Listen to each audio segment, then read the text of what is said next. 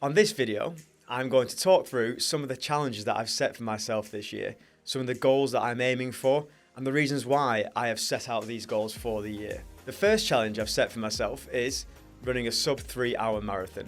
So for me, this has been something I've always thought about, and it's something that I have had in the back of my mind. Last year, I ran the Chester Marathon in October. I ran 3:03, and I wasn't planning on doing a sub-3 hour marathon that day. I set off hoping for around about 3:10. I didn't quite know what shape I was in because my training was quite limited. So when I set off in the race itself and I did the first few miles, I thought, I'm actually quicker than I thought I was. So I upgraded my ambitions throughout the race as it went on. And I have run marathons before, and I have done them completely wrong. My background obviously is in running and the shorter distances, so training for these marathons isn't something that I have been doing on a regular basis. So for me, that 3:03 that day was something I was really proud of. So what I've decided to do this year is at the London Marathon, try and go for a sub-3 hour. And that involves a little bit more concentration, a little bit more focus on those longer training runs to do that. So what I'm going to do is continue the exact same training I did for the Chester Marathon so as to not ruffle up too many things or cause injuries to myself, because I've had 2 knee operations in my left knee, so I'm not the best on that side of things. And if I add an extra run in rather than the 3 runs I've been doing per week, I think I might start having more issues on there. And I'd like to prioritize my weight training sessions on my legs, the one weight training session I do on my legs per week, to make sure that I'm keeping my strength up in that area and doing the rehab that I need to do.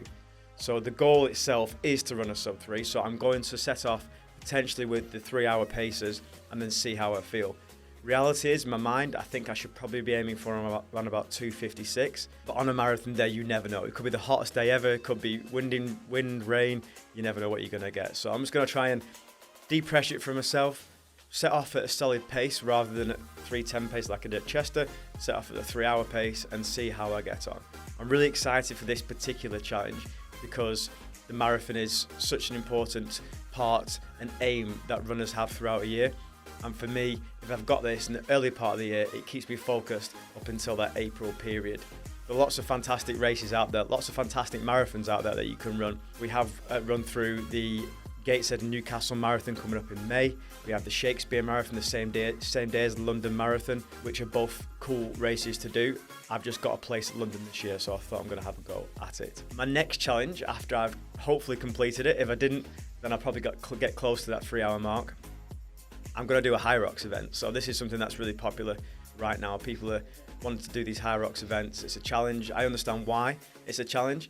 I actually didn't look that much into it, and I thought it was more of a CrossFit-y kind of challenge, so lots of different exercises that involved a lot of anaerobic exercise. But once I looked into the detail of it, there's lots of actual running involved. I think there's 8 1K runs within it, so you're doing an exercise like the farmer's walks or ball throws or lots of different exercises, a row, different types of anaerobic strength-based things, but also a really strong aerobic element to it. So I think I might be okay at it if I've trained for the marathon, and I think it's 3 weeks after the marathon, so I've only got a couple of weeks to get myself ready for it. I'm not going to train for it specifically. I'm just going to go do it and get a benchmark for where I am. There's been a few people that I've been watching on social media that have done really well, that have been runners, so I think maybe I could be okay at that particular sport. But I'll give it a go and see how it feels. And I'll do that early on in the year in May time. And if I want to do another one later in the year, I'll give it a go as well. But I think the running part of my training will be massively helpful for this. You know that running a K is different to running a marathon, so it's a completely different system, but I think I'll have fun with it anyway. My aim is then to try and get to the point where I can do a triathlon. So the triathlon season normally is like April to September time, because of the fact that if you're doing cycle races in the early part of the year or the winter period, it's a bit dangerous, lakes close, that sort of stuff. So I'm going to target the Dorney Lake Triathlon potentially in September. So the Dorney Lake events, it happens every single month. It's a really exciting series. It's probably the best beginner triathlon to do. It's also quite good for internationals and competitive people. There's been a PTO event there a couple of years ago that we organised with the Dorney Lake events team, and I think I'm going to give it a go in September. So to do that, I need to do a little bit of swimming training, and I am awful at swimming, so I think I need to get a swimming coach, someone who can teach me technique. I've got a few people in mind. I think I need the actual one-to-one, face-to-face coaching rather than virtual for this particular part because my technique's awful. And so I'm going to do that after the High Rocks event. And cycling-wise, I don't cycle on a regular basis, hardly ever, to be honest with you. But I think I get myself quite fit to do cycling. And I'm not competing for anything fast.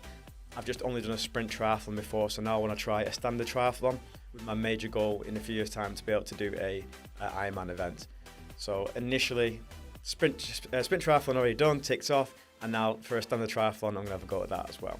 Now once I've done that, a bit more of a weight training goal, I want to be able to bench 100 kilograms. So in my training that I've been doing on a regular basis, I've moved myself up where I'm now at a stage where I can do reps of like 85 kilograms. So my body weight currently is around about 65 kilograms. So I was walking around about 75 kilograms until about March, April time last year. And so now I want to increase my body to strength ratio. And by doing that, I think just an easy standard target to make is a bench press for the upper body. My lower body weight training isn't the best and I'm still building that up, so I don't want to set myself any targets for that. But if I can bench 100 kilograms, 1 or 2 reps by the end of the year, I think I'll be pretty chuffed. So that's 4 things that I'm thinking about, 4 things that I'm excited about for this year, things that I'm aiming for, and hopefully on this channel I'm going to update you along the way with different things that I am doing to be able to train for these things, and maybe some vlogs to show some insight into how they all went. Hope you found that video interesting. To find more about myself, I'm at Matt Woody Wood on all the different channels. To find more about Run Through, check out runthrough.com.